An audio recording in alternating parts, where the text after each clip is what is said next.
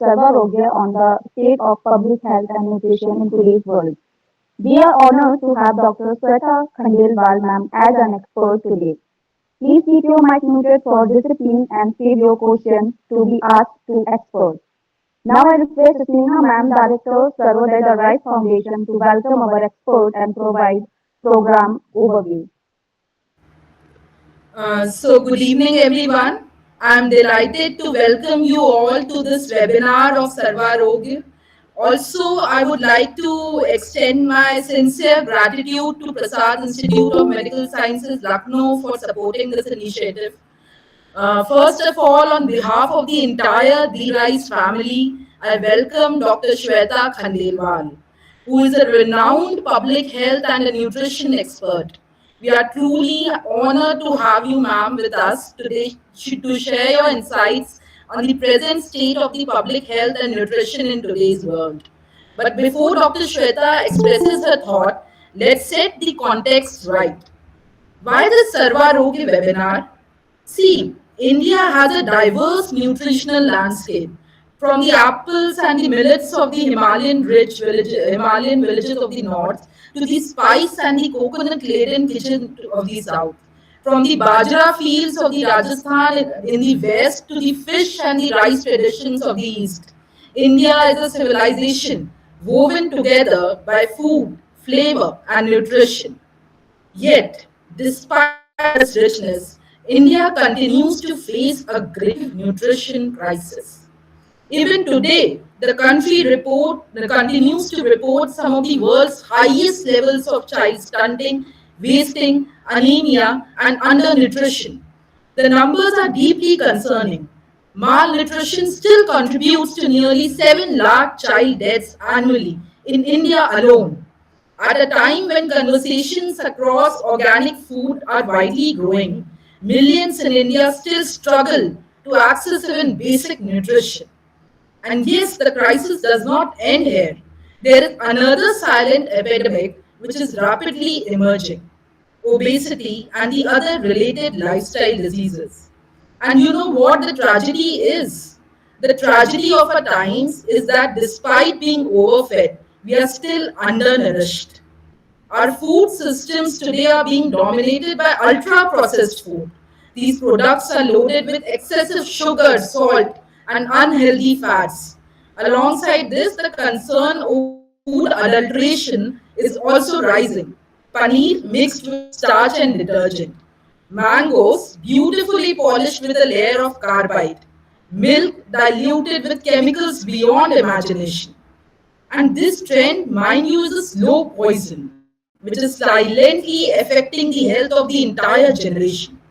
And who knows, maybe the next public health emergency may not come from a virus, but from what is silently entering our kitchens and our bodies on a daily basis. You know, the challenge today is not merely about eating enough food, it is about eating the right food. And this is precisely why today's webinar becomes so important. And we are privileged to have Dr. Shweta Khandelwal ma'am with us. Kirti, Now I request Sneha ma'am to share a brief profile of our guest. Again, Sneha ma'am will read the brief profile. yes. So Dr. Shweta Khandelwal is a trained and experienced public health nutrition researcher who specializes in maternal and child health nutrition issues. She is also a visiting scientist at the Tata Institute of Fundamental Research, Hyderabad, and the Ahmedabad University. Ma'am has more than 150 publications in high quality journals and has received several awards in the area of public health and nutrition. Presently, she serves as the Vice President, Social and Economic Empowerment Practice at the IPE Global, Delhi. It is truly an honor and privilege for us to host you today as our expert speaker for this webinar session of Sarvarogya. Over to you, ma'am. Thank you so much, Sneha, and the entire team here at Sarvarokia, as well as Prasad Institute, like you mentioned. I'm very grateful for this opportunity, and Sneha reached out to me to talk to students, and she said medical students was a hook for me more than anybody else, because I think you guys who are, the youth today, carry the torch for public health nutrition in the future. So while we will have all the knowledge probably discussed today, the solutions, maybe I could give you a few, but ultimately it depends on you guys on implementation of all of this. And if you in your practice even take one message from my slides today and incorporate, I think it will be a huge service to humanity, to public health nutrition overall. Am I allowed to share my screen? Right? Yes, ma'am. Yes, ma'am. All right. Okay. Somehow I can't see my window.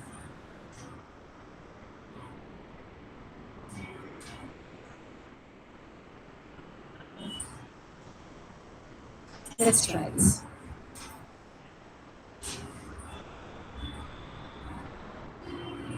Can you all see my screen now? Yes, yes. Perfect. All right. So we'll get started and.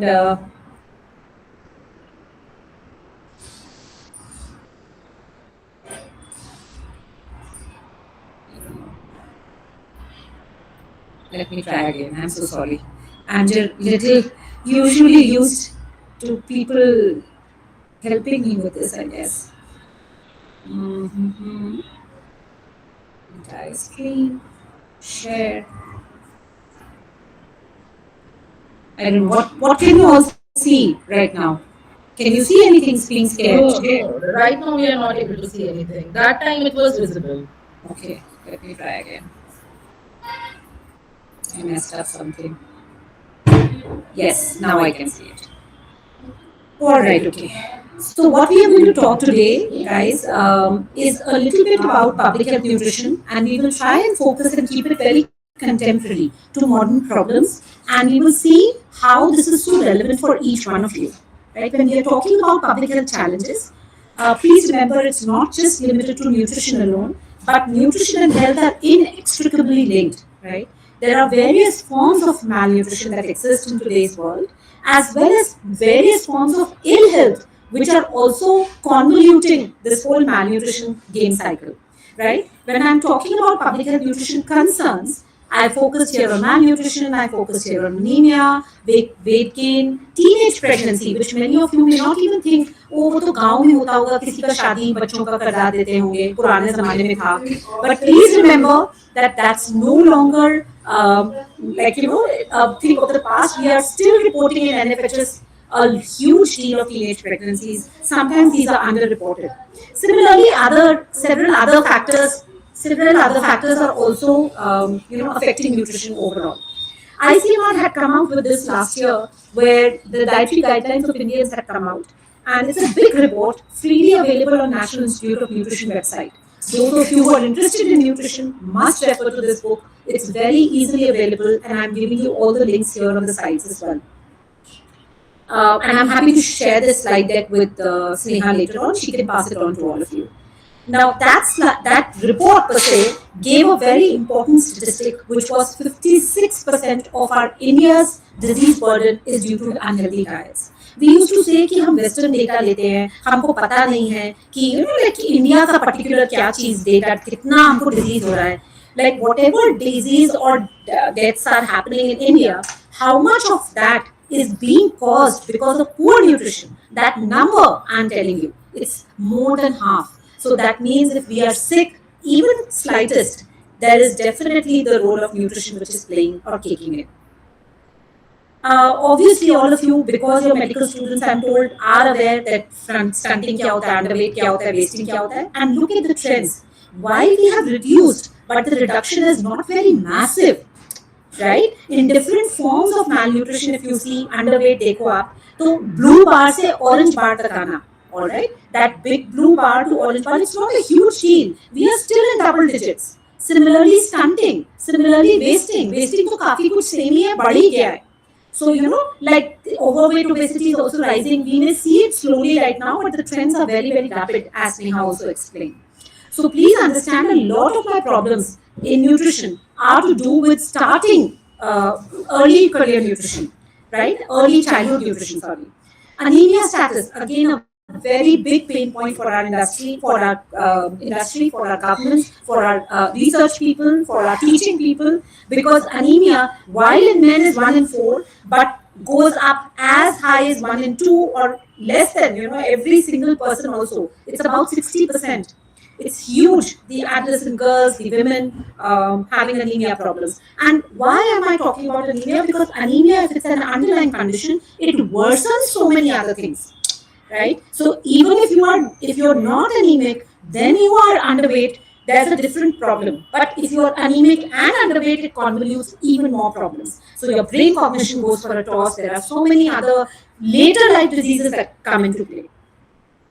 Now, similarly, NCTs, the rising burden of NCTs, we all as medical students are very well aware, hypertension, diabetes, cardiovascular diseases, all on the top of the chart. India is topping these charts very, very hugely, right? So NCTs are causing about 63% of total deaths in India in different forms. However, the case numbers are huge because India is the most populous country, as you know. So again, it's a problem, and a bigger problem, because I spent my time with Dr. Srinath Reddy, as some of you may know. He legend in public health overall, my mentor, my PhD supervisor. One of the things which I picked up from him was that you in India particularly, we die of premature mortality. मतलब जो NCDs आना चाहिए 60s 70s में जो आता है ठीक है, because you will have to die with some reason, and usually that's a NCD like a heart disease condition or something like that, but that happened in 70s and 80s.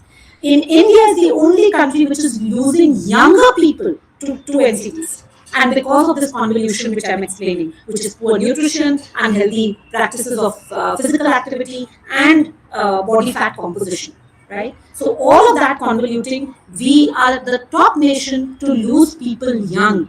So medical students and all the people who are here, please remember this particular factor for Indian population. See, adolescents, as low as मतलब like 15 से 19 साल के बच्चे होते हैं, they are just kids. They are also having 10% of diabetes, 10% of hypertension, 10% of chronic kidney disease. So many issues already creeping in our children per se. Blood pressure also, आप सोचो, कभी सोचते हो स्कूल के बच्चों में मैगी के tiffin में भर भर के देते हैं, चिप्स देते हैं, अरे कोई बात नहीं, बढ़ रहा है बच्चा, खा लो, but look at the blood pressure which is happening, जो बड़ों को होता है वो बच्चों को हो रहा है, right? I'm mixing Hindi and English. I hope that's okay with the people here, and there are no regional languages, like I stick to English also. The GDM, another problem which is rising quietly, because Sneha told me that we'll talk of public health nutrition challenges. Many people are not focusing on gestational diabetes, but please understand again that during this maternal health cycle, if gestational diabetes takes over, your children may look big when they are born, but they are already conditioned to have several diseases in them later on. So therefore, in India, GDM complicates about 4 million cases like you're seeing here. This is really not what we would want if we are wanting to become a Viksit Bharat 20 by 2047. 1 in 6 live births are happening because of, to women and having some form of hypoglycemia, not required. This is really preventable. This is completely preventable. It's not a genetic disease. Okay, there's some part maybe, but it is not. GDM is completely preventable. Similarly, overweight obesity also is preventable, guys. So nutrition का सबसे अच्छा बात यही है कि इसमें आधे से ज्यादा चीजें आप प्रिवेंट कर सकते हो, मॉडिफाई कर सकते हो. इसका नाम ही होता है मॉडिफाइबल रिस्क फैक्टर. ठीक है, सो मॉडिफाइबल का मतलब है कि आप अपने एक्शन से इसको चेंज कर सकते हैं, और तब भी ना कर पाए तो फिर मैनेज भी कर सकते हो थोड़ा बहुत डिजीज को, लेकिन अगर हम इसको ध्यान नहीं देंगे तो सिर्फ दवाई खा के तो चीजें ठीक नहीं होंगी. We don't want to stay in a world where we are depending on pills for survival, right? So that's very important. Again, all these charts just to show you how rapidly abdominal obesity is rising. This is from ICMR INDIAB study, the India chart. ICMR INDIAB study is also a very landmark study. Those of you who are in medicine here should read that study. It's come out with about 20-30 papers already now. Dr. V. Mohan, Vishwanath Mohan, and his daughter Anjana, they both have published several papers around this. ICMR had commissioned a study across India, all states represented, huge sample size, from each state, and they were looking at diabetes and pre-diabetes, but they've also got risk factors charted out for you. Overweight obesity के बारे में अभी हम already बात कर चुके हैं. यहाँ पे ये सिर्फ बर्डन को और बताता है अच्छे से कि बच्चों में ओबेसिटी में और सॉरी एडोलेसेंस में इकोनॉमिक टर्म्स में कितना और बर्डन है, and UPF that is ultra processed foods का कंजम्पशन कितना पैरेलली राइज हुआ है ओबेसिटी से इंडिया में, ये दोनों को ट्रैक किया है हमने. So in NFHS round if you see, and you will know that these are just underrepresented still. अभी भी बहुत हाई और चीजें हैं, ये सैंपल पे डिपेंड करती हैं, but here in this case parallel rise is documented by using national data as well. Physical activity मैंने आपको बोला ही, हम लोग बोलते हैं योगा हमने दुनिया को दिया, हमने ये सब दिया, we are the gurus of all of this, but look at our performance when it comes to physical activity. In yoga we are a D minus when it comes to children, right? This is a physical activity for children and adolescents. तो अगर बचपन में नहीं होगा तो मैं इस as में आके अगर योगा कर भी लूं तो मेरा कितना बेनिफिट होगा? Of course it's preventive still, and it's, I'm not saying कि मत करो, definitely करो, but what I'm saying is sow these seeds early when you know इसमें benefit है. आप बच्चे को बादाम खिलाते हो ना, उसको 10th के एग्जाम में बोर्ड में बादाम खिलाने से फायदा नहीं होगा. We know that the brain gets formed in the first 1000 days, and थोड़ा बहुत और अगर 5-6 years तक भी बोलूं, जो 15% बचता है, 85% तो बन चुका होता है. तो आप 10वीं के उसमें खिलाओगे, उससे कोई ब्रेन पे बहुत फर्क नहीं पड़ेगा. It's more important to invest in the child at those शुरुआती दिन. You also may be knowing as medical doctors that शुरू के 2 साल में वही सेकेंड ईयर बर्थडे पे अगर उसकी हाइट जितनी होगी एडल्ट हाइट उसी का ही मल्टीपल होता है. So अगर 2 years पे ही उसकी हाइट कम है compared to what is required, then he or she may not grow to an optimal potential, and that is why stunting in India is so high, right? We have to invest in early childhood, early care, early nutrition, and that dates back to maternal nutrition, because माँ के पेट में खाएगा 1000 दिन में से 380-400 दिन तो पेट में होते हैं ना. So वो भी तो टाइम देखना है. That is a crucial time when organs are forming. और अब as researchers we are also pushing for preconception. हम तो ये कहते हैं कि माँ प्रेग्नेंट होने से भी पहले उसका न्यूट्रिशन अच्छा होना चाहिए, तभी वो आगे चीजें करे. It's not that she is just a machine for giving babies, but her own health goes for a toss. Like I explained you, GDM, PIH, pregnancy and hypertension, ये सब चीज pre-eclampsia उसको क्यों फेस करना पड़े? If her health is okay, if her nutrient reserve is okay. So anemia हो जाता है, PPH आप देख रहे हो रोज निकल रहा है, PPH में कितनी डेथ्स हो रही हैं over and over again. So all these things move you as medical people, right, and nutrition people. You also know that the 2025 targets, which was last year, have now been extended to 2030, right? And a new metric, which is also food systems related, which is the diet quality, has been added. तो ये चीज एक बड़ी achievement है nutrition community के लिए कि वो अब बात करने लगे हैं केवल न्यूट्रिशन सिर्फ देने का नहीं, मतलब कैलोरीज देने का नहीं, but quality of nutrition also is being talked about. Now when we are talking about framework of classifications, I did not do an academic lecture, तो मैंने रख दिया है, but मैं describe करने के लिए आपको सिर्फ इतना बताती हूँ कि nutrition is not a food problem alone. ये point ये दिखाता है ये पूरी चार्ट कि सिर्फ खाना देने से nutrition ठीक नहीं होगा. There are several factors related to nutrition where you have to work. Okay, so remember, आपका दवाई देने से जैसे आप मेडिकल नहीं बन पाओगे अच्छे, उसको राय देनी पड़ती है, एडवाइस देनी पड़ती है, क्रॉस कटिंग चीजें बतानी पड़ती हैं, उनकी मेंटल हेल्थ समझनी पड़ती है, right? So direct factors, indirect factors, other sectors, cross cutting areas, very very very important, Sneha, to tell your students. So this is extremely important to pass on. Similarly, there are several guidelines. I have used only one here. UNICEF, WHO ने भी दिया है, INAP ने भी दिया है, 50 और industries, institutions है जिन्होंने निकाला है. This was very summarized and nicely written in terms of packaging health education में क्या क्या करना चाहिए और क्या क्या चीजों को strengthen करने की जरूरत है when we are talking about maternal nutrition programming. So you will see it's not nutrition alone.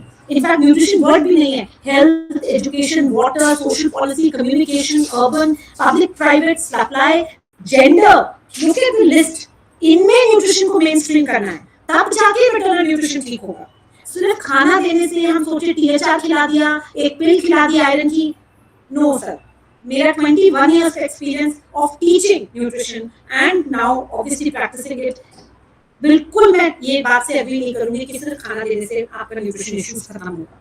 So what are my evidence-based solutions? And again, you will see here, these are all Lancet publication things. I have not made it up on my own कि मेरे मन में आया तो मैंने ये बोल दिया. It is 2013 की सीरीज थी. उन्होंने clearly बताया salt iodization से लेके कैल्शियम से लेके zinc supplementation, appropriate complementary feeding, management of ये जो 10 मैंने on the right hand side, आप लोगों के लेफ्ट पे शायद होगा, लेफ्ट हैंड साइड पे ये दिख रहे हैं आपको चार्ट में. These 10 are evidence based solutions जिनको स्केल अप करने की जरूरत है. मतलब हमें पता है कि इनसे मैटरनल हेल्थ बेटर होती है, मैटरनल न्यूट्रिशन बेटर होता है, पर अभी भी इनकी कवरेज 20% एज लो एज 20% है. 80% बढ़ाने की जरूरत है कई कंडीशंस को में. ठीक है, तो अगर हमें जो एविडेंस पता है, आप में से सब लोग साइंटिस्ट नहीं है, ठीक है, कुछ लोग हैं जो नई की खोज करेंगे, कुछ ऐसे हैं जो एजेंडा को बढ़ाने का काम करें. So please pick up things from here. एक एजेंडा लीजिए, सॉल्ट आयोडाइजेशन. क्या आयोडाइज सॉल्ट हर माँ को मिलता है या हर व्यक्ति को मिलता है? नहीं. अगर मिल रहा होता तो थायराइड की प्रॉब्लम चली जाती. हमारे पास आयोडाइजेशन की वजह से जो इश्यूज आते हैं, मेंटल इश्यूज आते हैं, बच्चों की कॉग्निटिव एबिलिटी कम हो जाती है, वो सब कम हो जाता है. Similarly zinc supplementation, ORS, diarrhoea, ये सब आपको पता है चीजें, ये प्रिवेंटिव है. तो इस तरीके का बहुत सारे सेक्टर्स का, मतलब न्यूट्रिशन पर्टिकुलर फोकस मैंने इधर लिखे हैं, एंड हेल्थ सेक्टर्स के इस तरफ लिखे हैं, which you all no better than me. Vitamin के बारे में, एमएमएस के बारे में, कैंगरू मदर केयर के बारे में, so many others. Now when we are talking about adolescence, तो ये भी अगेन एविडेंस बेस्ड है, ये पब्लिश्ड है कि क्या आप, कई बार होता है कि आप लोगों को, मैं लेजीनेस नहीं बोलूंगी बिकॉज आप पे काम बहुत होता है, बिकॉज स्टडी का लोड होता है, चीजें करनी है, असाइनमेंट्स हैं, तो मैंने आपके लिए रेडीमेड चिपका के दिया है कि what are the evidence based solutions for adolescence. Under nutrition में हो तो क्या करो, अगर ओवर न्यूट्रिशन है उस बच्चे में, उस बच्ची में, एडोलेसेंट बच्ची में, तो क्या करो, माइक्रोन्यूट्रिएंट डेफिशिएंसीज है तो क्या करो सरकारी तौर पर. ठीक है, what are the kind of interventions we should use are all pasted here. Nothing that you don't know, but it's easy, it's सामने है, आप देखिए इसको एक बार. ठीक है, और यूथ लेड प्रोग्राम्स को, यूथ लेड कैंपेन्स को कम्युनिटीज में प्रमोट करिए, बिकॉज वो अगर एजेंसी लेते हैं, वो अगर पावर लेते हैं, तो उससे ज्यादा अच्छी बात नहीं है. हमने कई जगह काम किया है कम्युनिटीज में यूथ लीडर्स के साथ, और हमने पाया कि they are having the power to change mindsets even in their own homes and in the community. ठीक है, सिमिलरली एक और ट्रायल है जो मैं बताना चाह रही थी आपको, which is called wings trial. कईयों ने सुना होगा, कईयों ने नहीं सुना होगा. विंग्स ट्रायल जो है, excuse me, women and infant growth study थी, इसका नाम था. ओके, सो इस स्टडी में क्या हुआ था कि इन्होंने, ये दिल्ली की स्टडी है, नीता भंडारी के ग्रुप की है, एम के भान सर के टाइम की है. Again DPT legends have done it, you can imagine इसमें कितना, मतलब उनका खून पसीना, मतलब लिटरली सोच, इंटेलेक्ट गया हुआ है उसमें. Thankfully we are all part of, you know, of this study in some ways. I'm a part of the PMC project monitoring committee. Anyway, so इसके, इन्होंने बहुत आसान सी चीज करी, सिंपल सी चीज करी. कम्युनिटी में जाके कुछ महिलाओं को, जो यंग महिलाएं थी, प्री कंसेप्शन मतलब बिफोर एलिजिबल, जो शादी हो गई थी, जिनकी एडोलेसेंस से शुरू नहीं किया था इन्होंने, जिन्होंने शादी करी हुई थी और फर्स्ट बच्चा प्लान करना चाहती थी, प्री कंसेप्शन बोल रही हूँ उसको. प्रेग्नेंट का मतलब ऑब्वियसली व्हेन दे कंसीव. तो प्री कंसेप्शन मदर्स को एट दैट स्टेज दो पार्ट्स में डिवाइड किया. प्री कंसेप्शन में एक ग्रुप को उन्होंने कुछ बातें दी, एक ग्रुप को कुछ नहीं दिया. ठीक है, समझ गए? तो ये दो चीजें दी. इन ग्रुप को क्या दिया? 4 चीजें दी. हेल्थ की कुछ इंटरवेंशन थी, न्यूट्रिशन की कुछ इंटरवेंशन थी, मेंटल हेल्थ मतलब वो के कुछ दी, और वॉश की कुछ दी. इस तरीके से करके कुछ खाना पीने का टीएचआर उनको इम्प्रूव किया, हॉट कुक मील दी, आयरन फोलिक एसिड दिया, ऐसे ऐसे करके सबको काउंसलिंग दी, पे दिया. ये सब इनको कुछ नहीं दिया, स्टैंडर्ड प्रैक्टिस रही. इन्हीं में से जाके महिलाओं में कुछ प्रेग्नेंट हुई, और you know like they, so some of them which have got already some interventions and became pregnant also became bifurcated. This research methods अगर आप पढ़ते हो, मुझे बहुत इंटरेस्ट है स्टैट्स और रिसर्च उसमें, तो मैं वो भी पढ़ाती हूँ कभी. तो रिसर्च इंटरेस्ट में इस उन्होंने बताया कि फैक्टोरियल डिजाइन कहते हैं इस ट्रायल को. Okay, this is the 4 arm factorial design. तो इसमें क्लस्टर्स बन गए इन महिलाओं के. कुछ ऐसी तो 4 ग्रुप्स बन गए. ऐसी महिला जो प्री कंसेप्शन में जिसको मिला था लेकिन प्रेगनेंसी में कुछ नहीं मिला, जिसको प्री कंसेप्शन प्रेगनेंसी में दोनों में मिला, जिसको किसी में कुछ भी नहीं मिला, और जिसको प्री कंसेप्शन में नहीं मिला बट प्रेगनेंसी में मिला. समझ गया ना? क्लियर? 4 ग्रुप थे. इस तरीके की 4 इन्होंने डिविजन्स किए. मैंने जानबूझ के 1 मिनट लगा के समझाया because research methods medical students का थोड़ा वीक होता है कभी कभी.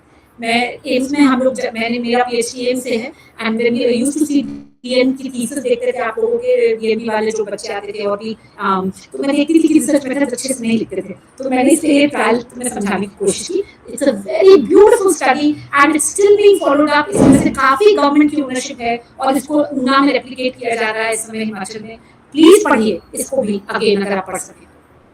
और सारे का निचोड़ ये निकला कि जिनको प्री कंसेप्शन और प्रेगनेंसी दोनों में इंटरवेंशंस मिले थे उनमें, और प्री कंसेप्शन में जिसको मिला था वो काफी हद तक कंपेरेबल थी। तो आप सोच रहे हैं यहाँ से ये शुरुआत समझ में आई कि प्री कंसेप्शन में इन्वेस्ट करना भी उतना ही जरूरी है जितना प्रेगनेंसी में। ठीक है, so that is very very important. Like ये वही पैकेज ऑफ पूरा सर्विसेज और ये सब इसमें डिटेल्स दी। टाइम की अब जैसे मैं, ताकि आपको क्वेश्चंस का मौका मिले, मैं थोड़ा मूव ऑन कर रही हूँ। एक पूरा पहले 1000 दिन की जो हम बार बार बात करते हैं, 270 दिन पहले और बाद के, उसमें पैकेज ऑफ सर्विसेज हैं जो सरकार देती है, राइट। और उसके लिए हमें कोई परेशानी नहीं है क्योंकि सरकार फ्री में दे रही है 99%। आप प्रधानमंत्री मातृत्व सुरक्षित मातृत्व योजना, प्रधानमंत्री मातृ वंदना योजना, प्रधानमंत्री कितनी योजनाएं भगवान उन्होंने चला रखी है सरकार ने, फ्री राशन, गरीब Kalyan Yojana, NFSA act, PDS, THR, सब कुछ मिल रहा है अगर आप चाहें तो। मैं ये बिल्कुल नहीं मानती कि खाने की प्रॉब्लम है या पैसे की प्रॉब्लम है, यहाँ करने की प्रॉब्लम है और समझने की प्रॉब्लम है। ठीक है, तो डाइटरी इंटरवेंशन की when I talk, these are also very good evidence based solutions जो क्लियरली मैंने आपके लिए बता दिए हैं कि कौन सी चीज को रिकमेंडेड है जिसके लिए एविडेंस है, कौन सी चीज रिकमेंडेड नहीं है जिसका एविडेंस कम है।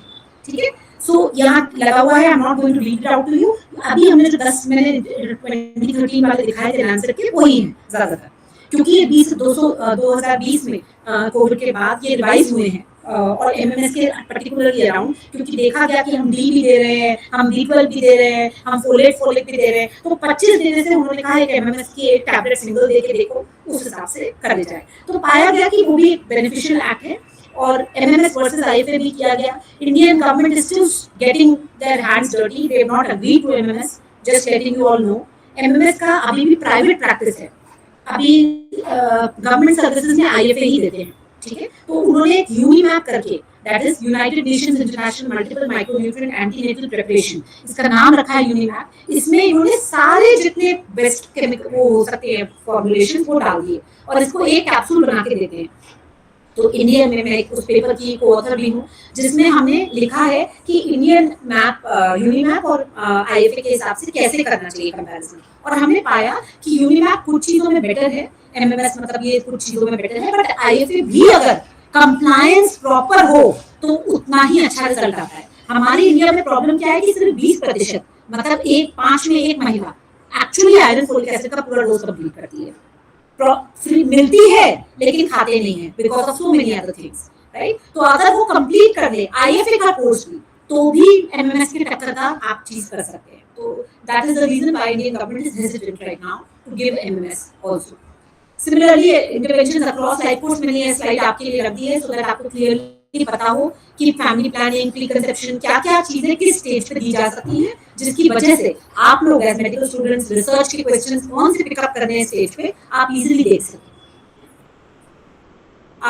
Another problem which in India particular is which is called gestational weight gain में पुअर होना। मतलब आपको पता है कि 10 से 12 किलो एक प्रेगनेंसी में, हेल्दी प्रेगनेंसी में वेट होना चाहिए gain, correct. So if a mother is 50 kilos, usually 60 to 61 kilos बन जाती है वो, मतलब 10-11 किलो लेती है। लेकिन हमारे इंडिया में average size of weight gain is only 5 से 6 किलो, हाफ। अब मैं ये नहीं कह रही हूँ कि महाराष्ट्र की एकदम छोटी हाइट की महिला हो तो वो भी 12 किलो कर ले, और अगर एक लंबी चौड़ी महिला हो हिमाचल की या कहीं और की, पंजाब की, वो भी वही कर ले, नहीं कह रही।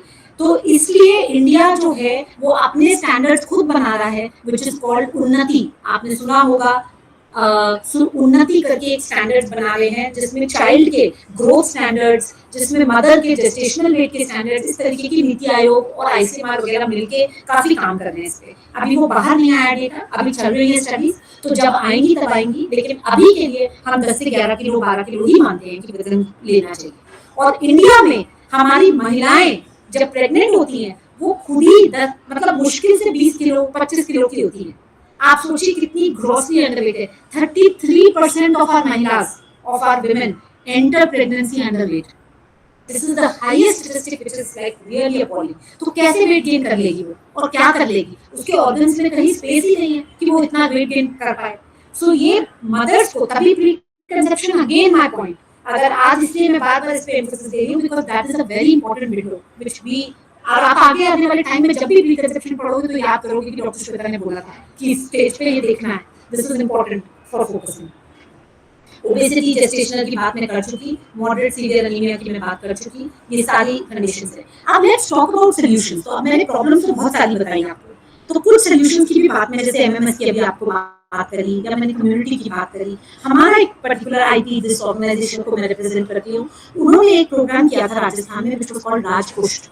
जिनको इंटरेस्ट हो वो प्लीज rajpush.in देखें, बहुत अच्छा। मैं क्रेडिट नहीं लूंगी क्योंकि मैंने उनको उनके बाद ज्वाइन किया है न्यू स्टडी के लिए व्हिच इज कॉल्ड एम्ब्रेस, लेकिन ये प्रोग्राम अपने आप में एक अच्छा एग्जांपल है टू शो कि सरकारी प्रोग्राम को व्हिच इज कैश ट्रांसफर, जो स्कीम्स आजकल देती है ना सरकार, आपको पता है हर प्रेगनेंसी पे 5,000 बच्चा रुपए देती है और 6,000 अगर लड़की है तो, है ना, पता है, फर्स्ट प्रेगनेंसी या सेकंड प्रेगनेंसी के लिए।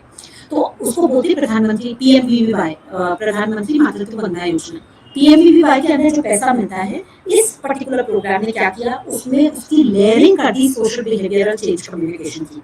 तो आईसी और एसबीसी का और इसका मेल कर दिया, मतलब केवल कैश नहीं पकड़ाया, कैश के साथ एक रिगरस एसबीसी स्ट्रेटेजी बनाई। उन महिलाओं के साथ बार बार 29 to 32 प्लेटफॉर्म्स पर उनको रिमाइंड किया कि आपको न्यूट्रिशन के लिए फोकस करना चाहिए पैसा।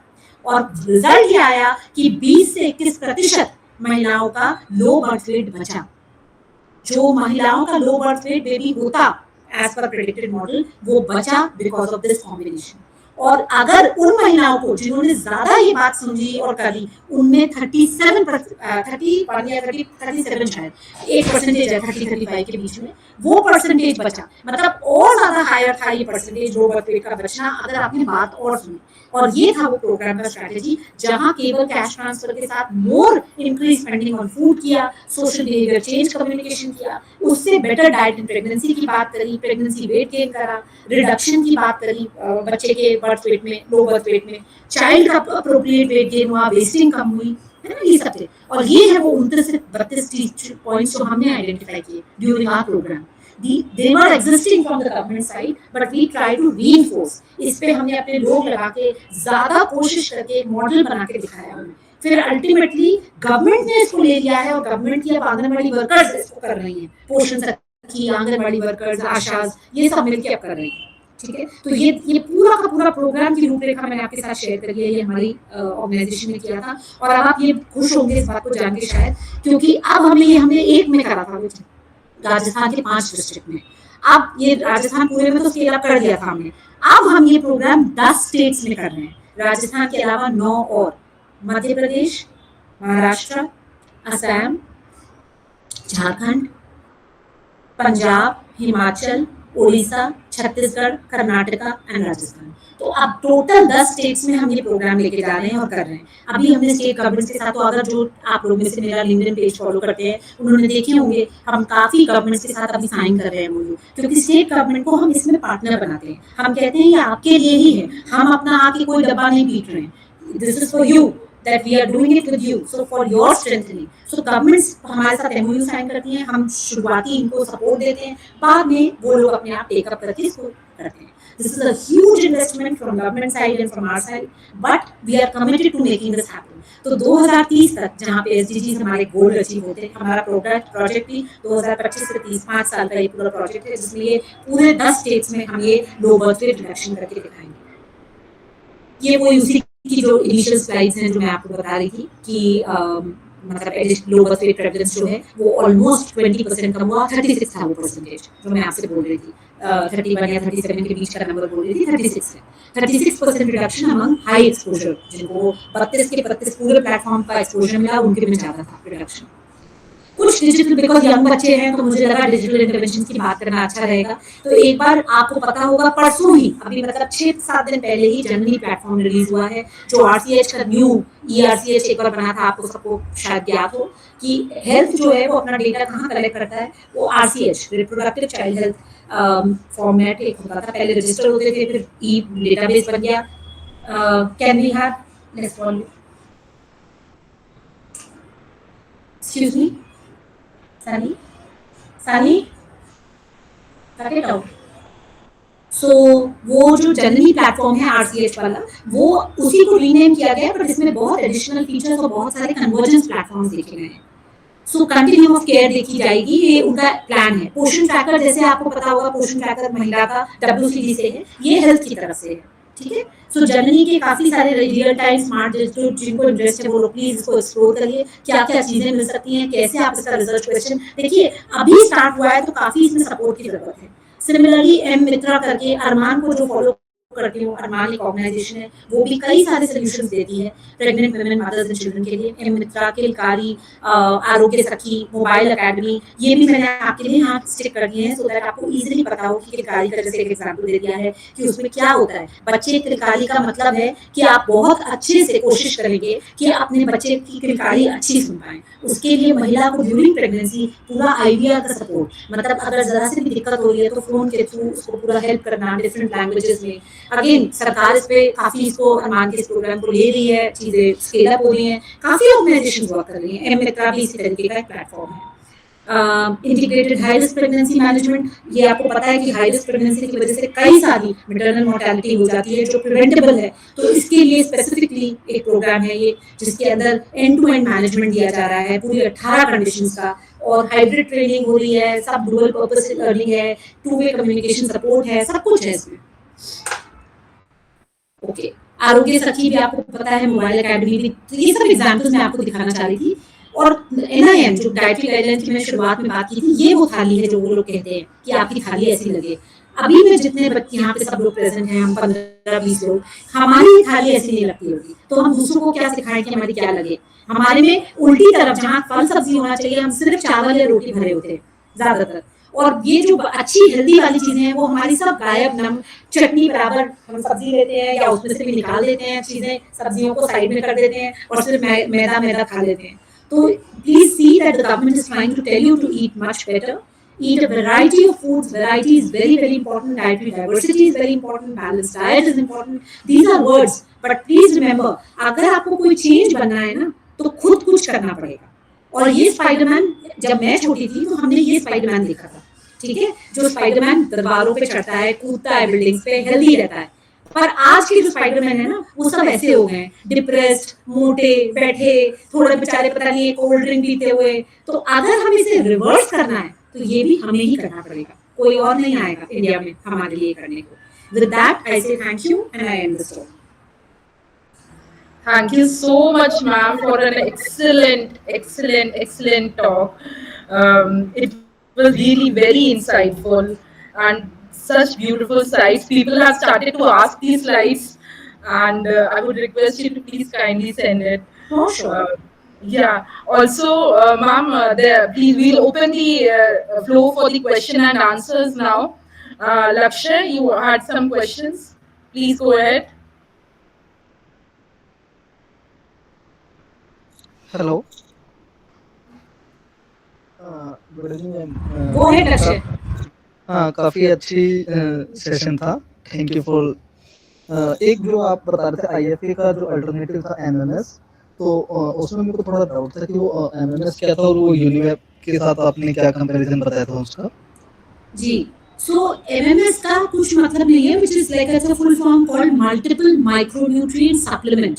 ओके, उसको कोई भी टैबलेट जिसमें 1 या 2 से ज्यादा विटामिन और मिनरल्स होते हैं, उसको हम मल्टीपल माइक्रोन्यूट्रिएंट सप्लीमेंट कहते हैं। लेकिन इंडियन, क्योंकि ये स्टडी चल रही है ना, यूनिमैप उसी MMS का एक फॉर्मेट है, ठीक है। तो MMS कई तरीके से बन सकता है, किसी में मैं आयरन ज्यादा डाल दूं, किसी में कुछ डाल दूं। यूनिमैप एक फिक्स्ड है जो UN ने बनाया है, यूनाइटेड नेशंस ने बनाया है। और ये बहुत सारी जो कंट्रीज है ना, अफ्रीकन कंट्रीज हैं या जो थोड़ी डाउन ट्रॉडन कंट्रीज थी, वहाँ के लिए टेस्टिंग, कीनिया, इथियोपिया, उन सब जगह पे, बहुत नाइजीरिया, सूडान, सीरिया लियोनी, उन जगह पे इन लोगों ने इनको टेस्ट किया। उसका नाम है यूनिमैप। वो इंडिया में भी लाए थे पर इंडिया ने एक्सेप्ट नहीं किया, मिनिस्ट्री ऑफ हेल्थ में फाइल उनकी नहीं चली आगे। तो अब क्या हो रहा है, अभी फिर से मांग बढ़ गई है, तो ये हो गई कुछ टाइम पुरानी बात। उन्होंने कहा कोई जरूरत नहीं है, क्योंकि आईएफए का एविडेंस ये बताता था, आईएफए अगर दिया है और वो फॉलो हुआ है तो यूनिमैप की जरूरत नहीं है, वो उतना ही रहता है। तो हम लोगों ने कहा नहीं करना है इंडिया में, हमने बोला। हाउएवर एविडेंस अब ये बार बार दिखाता जा रहा है कि न्यू चीजें और इवॉल्व हो गई हैं, हमारी न्यूट्रिशन की नॉलेज बढ़ गई है। जैसे B12 के बारे में पहले पता नहीं था, B12 दिया जाए तो अच्छा होता है। कैल्शियम की प्रीएक्लेम्सिया में हमें पता है, बाद में चला कि आप कैल्शियम भी अब देने लगे काफी टाइम से, बट उसे अलग देते हैं। कैल्शियम अलग है, B12 अलग है, आयरन फोलिक एसिड अलग है, विटामिन डी को भी देते हैं हम लोग, कई लोग, है ना। इस तरीके से करके 5-6 तो हो ही गए। तो आप फिर से एक बार पूरी कम्युनिटी में, डेवलपमेंट पार्टनर्स की कम्युनिटी में, ग्रुप में उठ रहा है कि MMS मतलब मल्टीपल माइक्रोन्यूट्रिएंट सप्लीमेंट्स को दिया जाए रादर देन आईएफए अलोन। तो उसकी स्टडीज का मैं जिक्र आपको बता रही थी कि कुछ ऐसी स्टडीज पब्लिश हुई है, और इंडिया ने अपना यूनिमैप, मतलब इंडियाज यूनिमैप बना के भी एक पब्लिश किया है हमने, पर वो अभी तक टेस्टेड नहीं है, मतलब लॉन्ग टर्म उसकी टेस्टिंग आई नहीं है, रिजल्ट्स नहीं आए हैं, तो अभी तक सब अंडर कंसिडरेशन है बेटा। Okay, Yes. Thank you, ma'am. Arpit, Thank you, ma'am. Lakshya, did you got your answer? Yes, ma'am. Thank you, ma'am. Okay. Indra, you had some questions?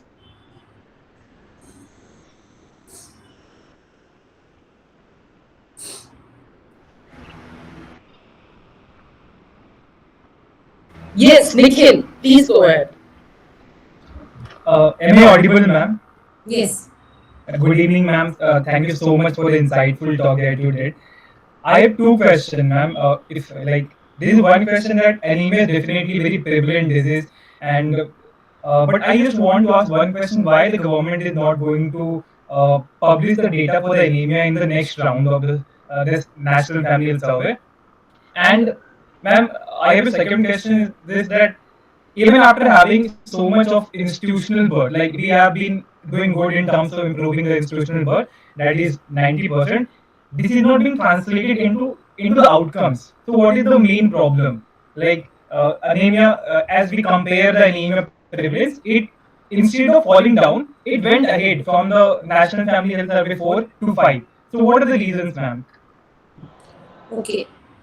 मुझे प्रधानमंत्री के पास ही बुलाना पड़ेगा, मतलब अपने आप को, हाँ, एडवाइजरी अगर मेरे पास आंसर होता तो मुझे वो वही बुलाते, बट फिर भी based on of course all people who are working in this field will have some understanding and answers. So thank you Nikhil, this is a very important question. हम लोग कई बार ये पार्लियामेंट के क्वेश्चन भी हम इसे आंसर करते हैं, कई बार आते हैं क्वेश्चन।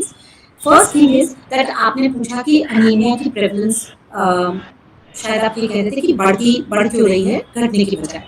सो उसके कई सारे फैक्टर्स हैं बेटा। एक ये है, और क्यों उसकी माप नहीं होगा। हाँ, पहला पार्ट आपका ये था कि क्यों उसका मेजरमेंट नहीं होगा न्यू वाले में। सो आपको अगर नहीं पता तो NIM है ना, जो नेशनल, उन्होंने mute Indira, Indra, please mute. सो हमें NIM ने क्या किया था, एक संपदा स्टडी की थी, ठीक है, डैब्स जिसका नाम था, diet and biomarker study, dab study, जिसको आप संपदा बोल रहे हैं, उसका एक और फुल फॉर्म हिंदी में कुछ बना दिया है।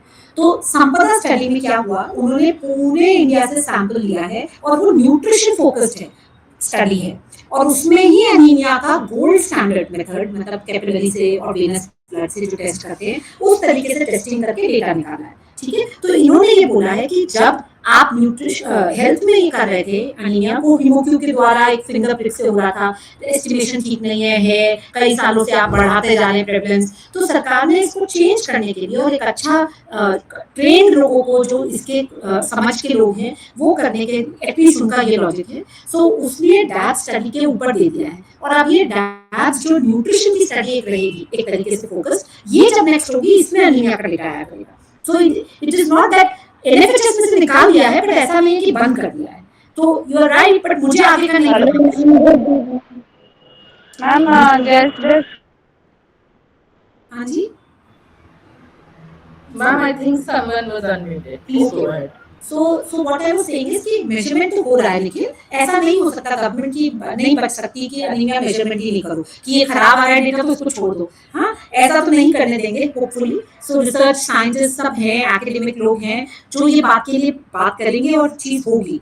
सो आई थिंक जो डैब से डेटा अभी तक बाहर नहीं आया है, लेकिन ऐसा सुनने में मेरा डिस्कशन में आया भारती से, जो डायरेक्टर है NIM की, कि अनीमिया की प्रेवलेंस कम आई है इस बार।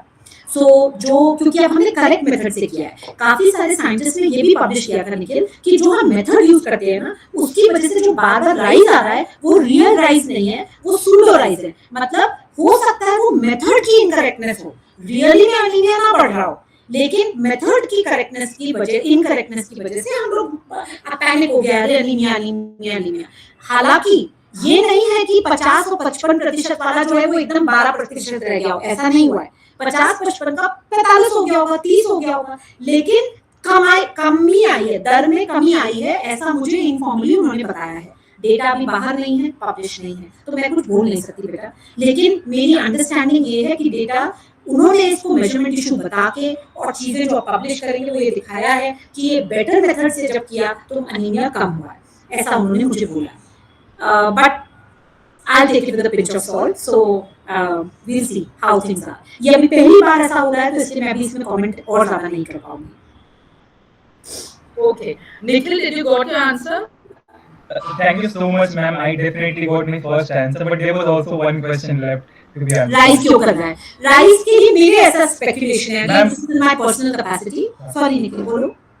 Ma'am, the second question ये था कि even after spending so much of income, like we have seen improving institutional birth, it is 90%. लेकिन वो जो PNC होता है, जो ANC होता है, वहाँ पे वो outcomes में translate क्यों नहीं होता है?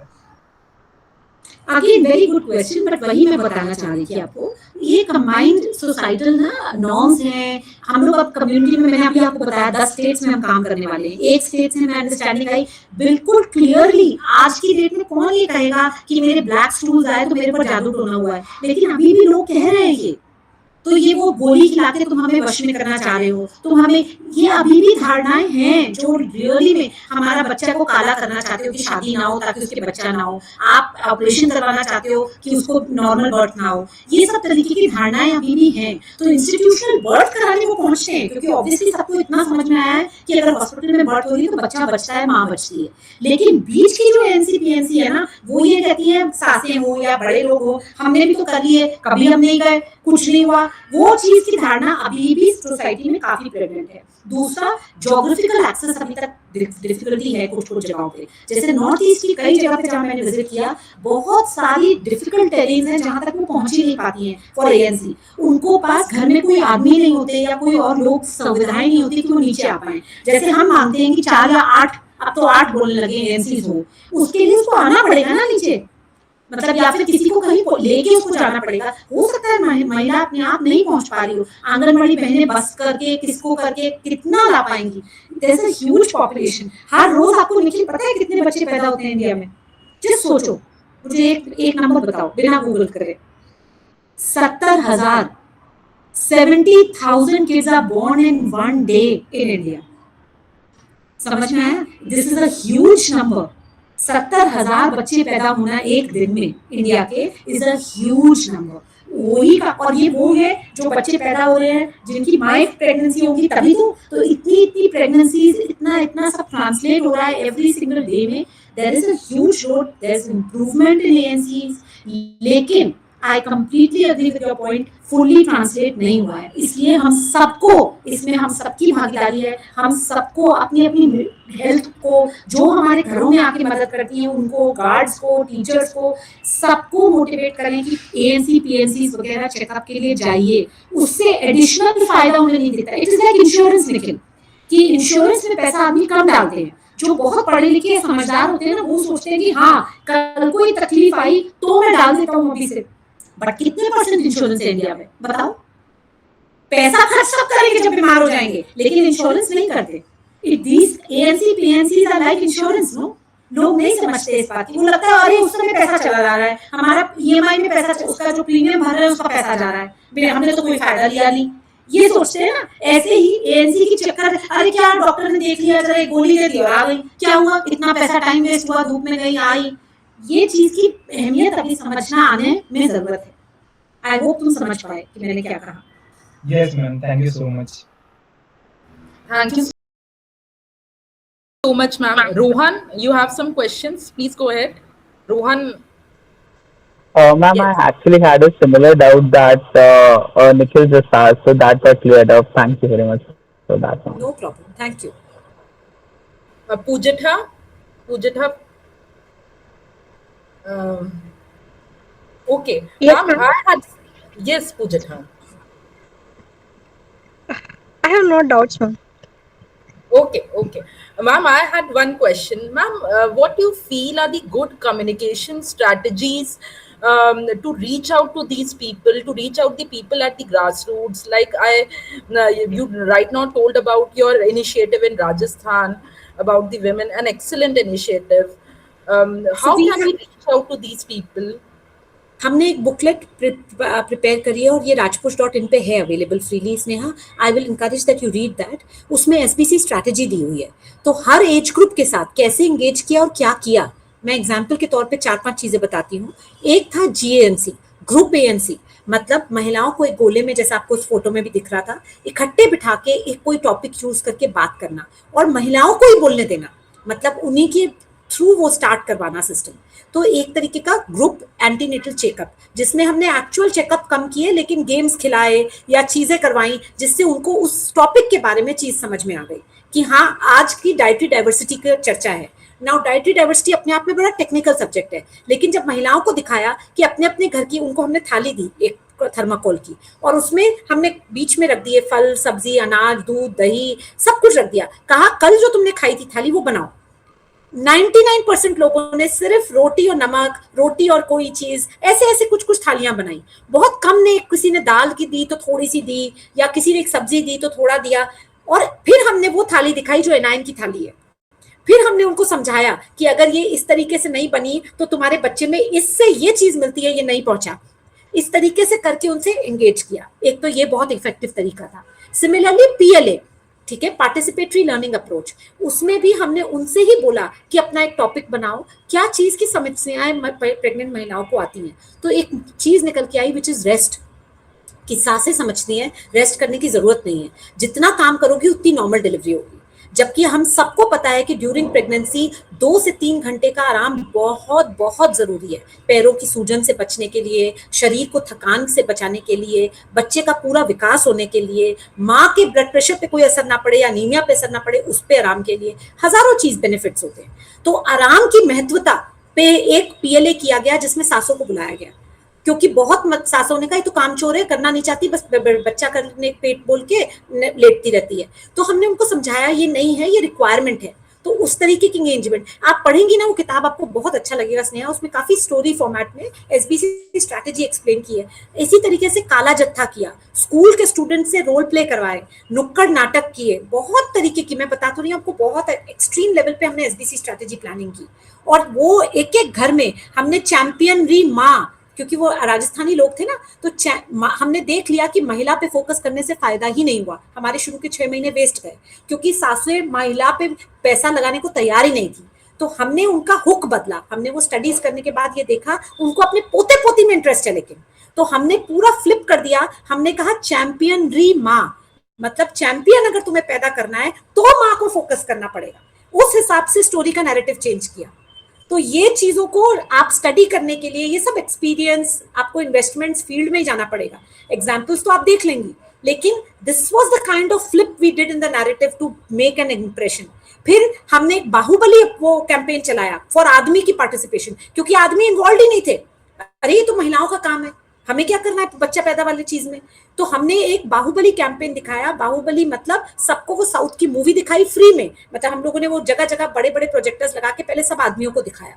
और उसके बाद बाहुबली को हमने कहा इस केस में बाहुबली वो है जो अपनी बीवी का ध्यान रखे, जो आने वाले बच्चे का ध्यान रखे, जो अपने परिवार को टाइम दे, जो उस बच्चे के आने के बाद कैसे एंगेज हो वो देखे. तो उसका बाहुबली कौन, कॉन्टेस्ट में कौन जीतेगा, इसको लगाने के लिए कितनी चीजें आपने की अपने घर में, ऐसे करके कैंपेन्स चलाए. तो ये सब चीजें बहुत बहुत इंटरेस्टिंग थी. हमारा सीख, हमारे साथ जो कम्युनिटी में वो जो लोग जुड़े हुए थे, जो ग्राउंड पे काम करते हैं, सीबीओज वगैरह, civil societies, community based organisations, उन लोगों ने बहुत अच्छे आइडियाज दिए. तो सबका मिलजुल के साथ था स्नेहा. ये very interesting. I will definitely read it, ma'am. Also, any other questions, if anyone has any question? If not, then I will also like to take your leave because now I have some work at home also. Yes. Yes, ma'am.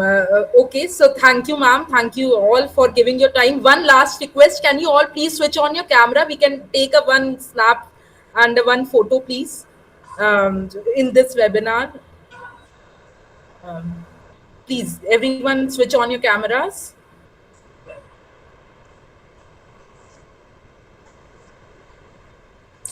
Maybe they are in a position that, like at home or outside somewhere. That Okay, no problem. We have clicked the photo.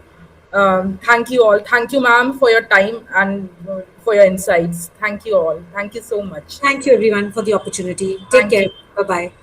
Thank you.